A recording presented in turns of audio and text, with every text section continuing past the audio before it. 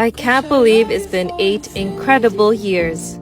From the very beginning, it was always about sharing what I loved. But it wasn't just about the art, it was about the stories I could tell, with every brushstroke and every canvas. I've had the privilege of sharing my journey through public speaking, travel, and of course, I always take a sketchbook whenever I go anywhere. And it's been really amazing being able to fill it up with new memories. Over the years, I've been able to launch new collections, create custom paintings I never would have thought of, and so much more.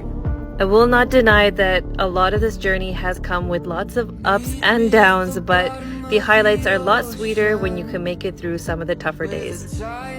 But beyond my own journey, my greatest hope has been to inspire others to dive into the arts, to pick up that brush, that camera, that pen, and let their own creativity flow, to find their own stories, their own passions, and most of all, just notice that being an artist is incredibly fulfilling.